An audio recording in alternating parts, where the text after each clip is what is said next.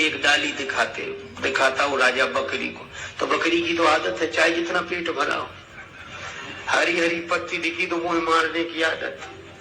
और ऐसे जो करे, राजा कहता देखो रह गई भूखी, कोई तृप्त नहीं कर सका। एक महात्मा किसी के यहाँ ठहरे हुए तो उन्हें पता लगा, बोले सवेरे मैं जाऊंगा। राजा ने बड़ा स्वागत किया। महाराज आप कैसे? बोले आपकी बकरी को तृप्त करने। बोले आप काहे को झंझट में पड़े हो? महात्मा बोले हमारे अलावा कोई कर भी नहीं सकेगा, तुम दो बकरी हमको दे। ले गए महात्मा, एक हरे पत्ते की डाली ले गए। वो राजा वही दिखाता था और बकरी को तो आदत थी।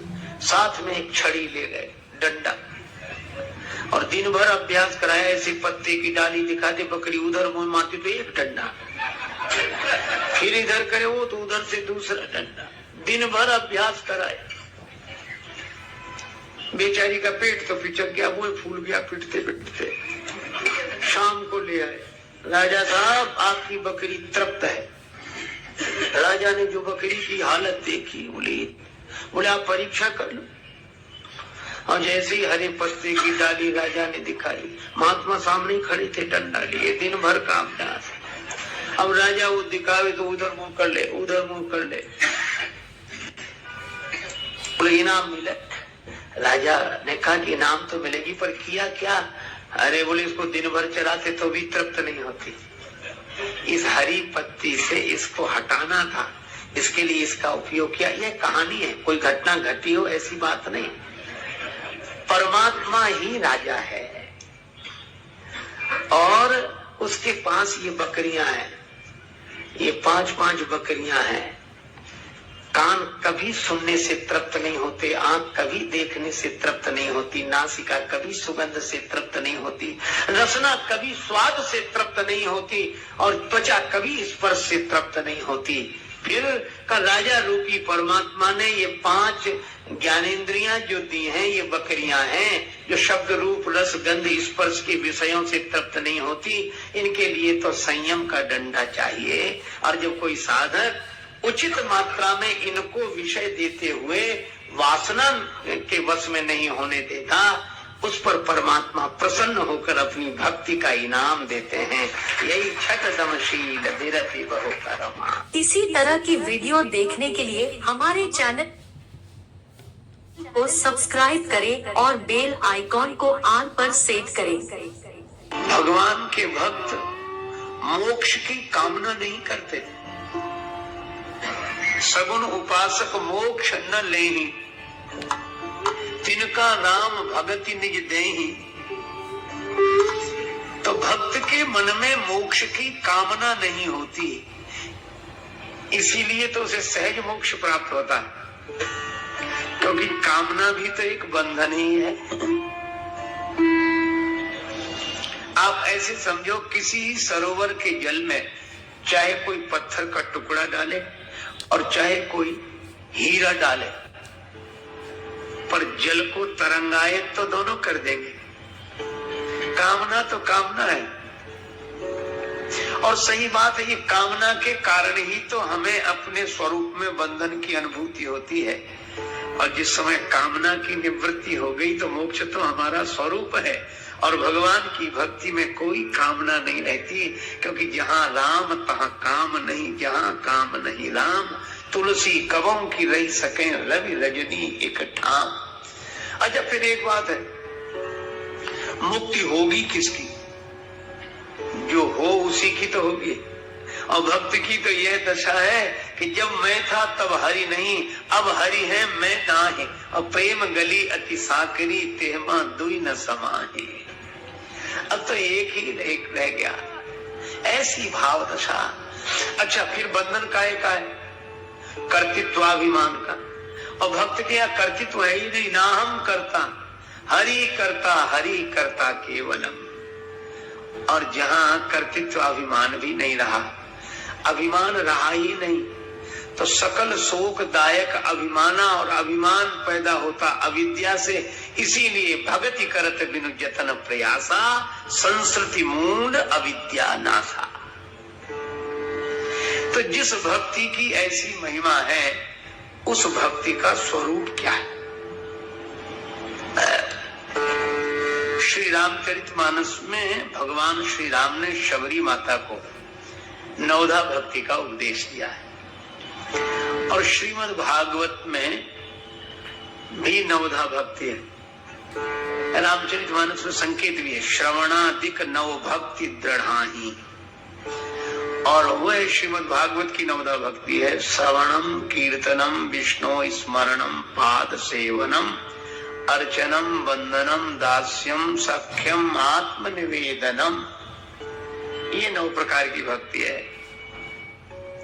भगवान के गुणों का श्रवण करना, भगवान के स्वभाव का स्मरण करना,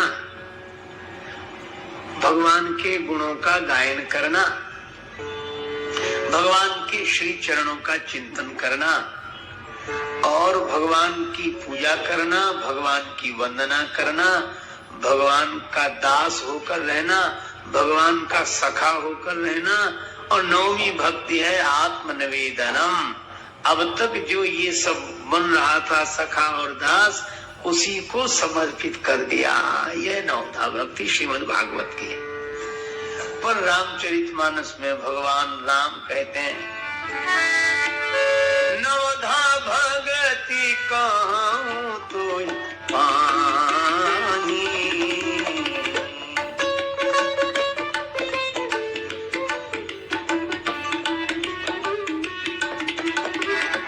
सावधान सुन धरो मन माही, सावधान सुन धर मन माही,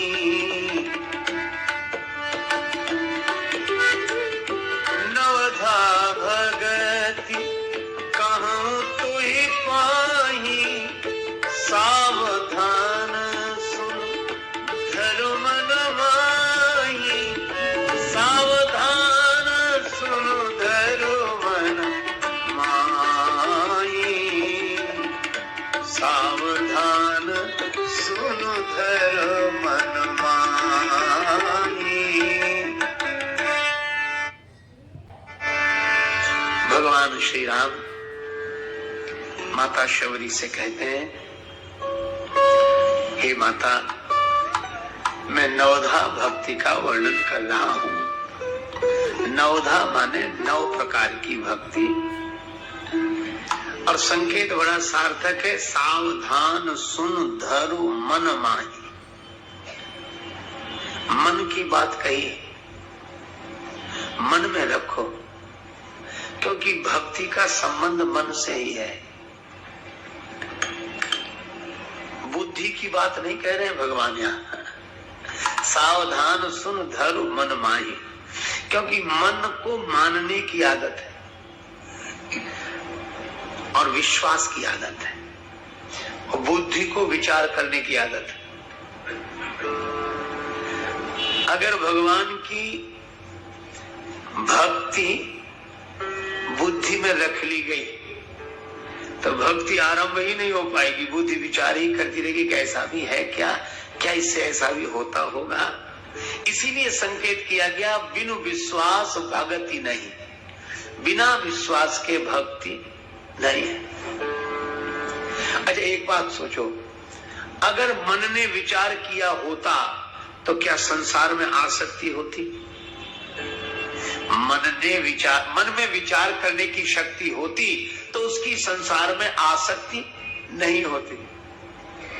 तो हमारे महापुरुषों ने बड़ी सुंदर युक्ति दी कि जो बिना विचारे संसार में आसक्त हो जाता है वही भगवान का भक्त भी हो सकता है। उसे विचार करना ही नहीं। अब क्या सोचना, जैसे पार्वती जी से सप्त ऋषियों ने कहा कि कहां भगवान शंकर के चक्कर में पड़ गए। अब सुख सोवत सोचने भीख मांगी भव खाही, और वहां अरे हमने तुम्हारे लिए बड़ा सुंदर वर ढूंढा है, नारद जी ने तुम्हें बहका दिया और उस पागल के लिए तपस्या कर रही हो तुम। बौरे बरही लाग तप कीना, बौरे माने बावला, जो बावला है उस वर को प्राप्त करने के लिए तप कर रही हो। ऐसा तो बिना तप के भी मिले तो कोई स्वीकार न करे। इसलिए नारद एक महात्मा है, ठीक है, पर उनके बारे में आप अच्छी तरह नहीं जानते हो। पर घर घालक लाज न भीरा, नारद सिख जे सुनई नर नारी, अवश्य होई तज भवन भिखारी। अगर नारद जी का कोई उपदेश सुन ले तो घर छोड़कर भिखारी हो जाए। इसलिए शंकर जी को छोड़ो, फिर क्या करें? हम तुम कहां वर नीक विचारा, हमने तुम्हारे लिए बड़ा उत्तम वर खोजा है। कौन है? दूषण रहित सकल गुण राशि, श्रीपति पुर वैकुंठ निवासी। दूषण रहित, जिनमें कोई दोष नहीं है। महादेव में तो दोष ही दोष है। जे वर के दोष बखाने, ते सब से मैं अनुमाने। और भगवान विष्णु नारायण दूषण रहित और समस्त गुणों के घर, सकल गुण राशि। और केवल इतना ही नहीं है, श्रीपति, धन धान्य से संपन्न लक्ष्मीपति है। और ये शंकर जी के पास है क्या? पहाड़ की चोटी पर बैठे, और वो तो वैकुंठ निवासी। हमारी जिम्मेवारी, असवर तुम्हें मिलाऊ वहानी, ऐसे वर से तुम्हारा विवाह करा देंगे। अब भक्त की स्थिति कैसी होनी चाहिए, यही संकेत है इस पर। पार्वती जी ने उन ऋषियों से भी कोई वाद विवाद नहीं किया। नहीं कह सकती थी कैसी बात करती, क्या है भगवान विष्णु में जो शंकर जी में नहीं है? अच्छा, वो कहते कि नहीं भगवान विष्णु में जो है वो शंकर जी में नहीं है, और पार्वती जी कहती जो शंकर जी में है वो भगवान विष्णु में नहीं है। तो कितना लंबा शास्त्रार्थ होता, कितना वाद विवाद चलता। अच्छा चलो, वाद विवाद चलता तो चलता, पर यह समय का दुरुपयोग है कि नहीं, बर्बादी होती। अरे इतनी देर भगवान का भजन करना चाहिए कि वाद विवाद करना चाहिए? इसीलिए भक्त की एक पहचान है, भक्त वह है जो वाद विवाद में न पड़े। हम लोग वाद विवाद करके ही अपने को भक्त समझते हैं। हमने ऐसी बात कही, वो चुप हो गए। हमारे भगवान कोई कम? अरे भाई ठीक है, लेकिन क्यों वाद विवाद करना? तुलसीदास जी से किसी ने कहा कि आपके राम जी भगवान तो हैं, लेकिन थोड़ा कम है। और बोले भगवान कम है और श्री कृष्ण पूरे भगवान, राम जी थोड़े कम है। तुलसीदास जी तो खुश हो गए और उसके हाथ जोड़ लिए, उसके आगे सिर झुकाने लगे। वो आदमी बोला कि हमने तो आपके राम जी को कम बताया और आप खुश हो रहे हो। तुलसीदास जी बोले तुमने यही तो कहा कि राम जी कम भगवान है, मुझे तो आज पता लगा कि वो भगवान भी हैं, भले ही कम सही।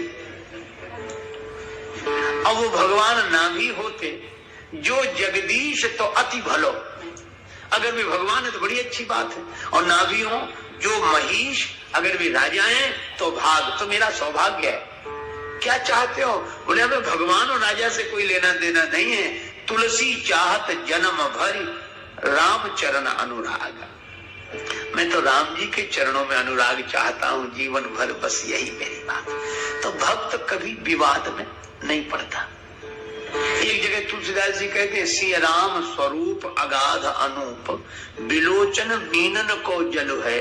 श्रुति राम कथा मुख राम को नाम, ये पुनि राम ही को थल है। गति राम ही सो मति राम ही सो, रति राम सो राम ही को बल है। तो ये सबकी बात कह रहे हो?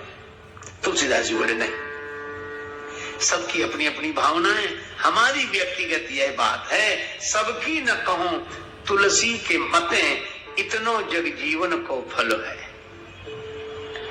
मेरा अपना यह विश्वास, विनय पत्रिका में आप जब जब पढ़ेंगे तो तुलसीदास जी व्यक्तिगत बोलते हुए दिखाई देंगे। वे वाद विवाद में नहीं पढ़ते। भरोसो जाहे दूसरो सो करो, जिसको कोई और अवलंबो करे। मोहि तो राम को नाम कल्पतरु, कलि कल्याण फरो। मुझे तो श्री राम जी का नाम ही कलयुग में कल्प वृक्ष हो गया है। ये मेरी अपनी बात है, और जिसको जो भरोसा सो करे। तो कब दूसरों की जो मत है वो, तो तुलसीदास जी तुरंत कहते कर्म उपासन ज्ञान वेद मत सो सब भांति खरो। जो दूसरे कर्म की बात कर रहे हैं, ज्ञान की बात कर रहे हैं, उपासना की बात कर रहे हैं, तुलसीदास जी बोले वे सब खरे हैं, बिल्कुल सच्चे हैं, मार्ग 100% सच्चे हैं। पर जब सच्चे हैं तो आप क्यों नहीं वो मानते? बोले क्या करूं, मोह तो सावन के अंधई जो सूझत रंग हलो। मुझे तो वर्षा ऋतु में किसी की नेत्र ज्योति चली जाए तो उसे 12 महीने हरे हरे का यानी चारों तरफ है। बोले इसी तरह मुझे तो राम नाम पर ही पूरा विश्वास, पूरा भरोसा। ये मेरी व्यक्तिगत बात है। तो मैं आपसे यही निवेदन कर रहा था कि भक्त अगर हम हैं तो हमारी एक ही पहचान होनी चाहिए कि हम वाद विवाद में तो नहीं पड़ते, हम किसी से बहस में तो नहीं पड़ते, नहीं जानता है। किंतु एक दृष्टि से यह चरण कमल और भी कहे गए। कोमलता की दृष्टि से तो यह चरण कमल है ही, पर कमल की एक विशेषता होती है, वह जिस जल में रहता है उस जल में डूबता कभी नहीं है, रहता जल में ही है, जल से अलग कभी नहीं होता, लेकिन जल में डूबता नहीं है। निर्लिप्तता का ऐसा सुंदर उदाहरण दूसरा नहीं। जल का स्तर बढ़ेगा तो कमल भी उतना ही ऊपर बढ़ जाएगा। श्रीमद् भगवत गीता में भगवान गोविंद कहते हैं पद्म पत्र विवाम भसा, जैसे जल में कमल का पत्र। श्री तुलसीदास जी महाराज लिखते हैं पद्म पत्र जिम जग जल जाए। कौन लोग जे विरंच निर्लेप उपाय, पद्म पत्र जिम जग जल जाए, जिनको ब्रह्मा जी ने निर्लिप्त भाव लेकर पैदा किया। एक संत ने कहा न जग छोड़ो न हरि भूलो, न जग छोड़ो न हरि भूलो, कर्म कर जिंदगानी में और रहो दुनिया में तुम ऐसे कमल रहता जो पानी में। तो निर्लिप्तता का उदाहरण है यह कमल। और कितनी सुंदर बात कही गई, करिए राम पद पंकज नेहा। और मानो संकेत यह है कि श्री राम जी के ही चरण कमल हो सकते हैं, जो जगत के जल में रहकर भी डूबते नहीं है। अब कमल तो नहीं डूबता है, लेकिन कोई कमल के प्रति प्रीति से भरकर भ्रमर, रस लोलुप भ्रमर कमल पर आकर बैठ जाए तो कमल तो नहीं ही डूबता है, पर उसके ऊपर बैठे हुए भ्रमर को भी वो डूबने नहीं देता है। न कमल डूबता है न भ्रमर को डूबने देता है। इसी तरह जिनके मन श्री राम जी के चरण कमल पर भ्रमर बनकर बैठ गए तो न कमल डूबेगा न उन कमलों का आश्रय लेने वाला डूबेगा। इसलिए करिए राम पद पंकज नेहा, श्री राम जी के चरण कमलों में। पद पदुम परागा रस अनुरागा, मम मन मधुप करे पाना। श्री सूरदास जी ने कहा है ऊधो ऊधो मन माने की बात, ऊधो मन माने की बात। भौरा कठोर काठ में भी छिद्र कर देता है, लेकिन कमल पत्र में बंध जाता है। तो जिनका मन भगवान के चरण कमलों में बंध गया, जिनकी रसना रस नाम का ले, जिनकी रसना रस नाम का ले, नित ने सुधा बरसाती रही, अखियां रही सांवरी सूरत में पगी, कानन कीरति भाती रही, पद पंकज पर नित्य चढ़ा रहा मानस, और न बात सुहाती रही, उनको भवभीत न जान पड़ी, कब आती रही कब जाती रही। वे इस बंधन में बंधे हैं, लेकिन यह बंधन राग का नहीं है, अनुराग का है। डूबने वाले का सहारा लिया तो स्वयं डूबेगा, हमको भी लेकर डूबेगा।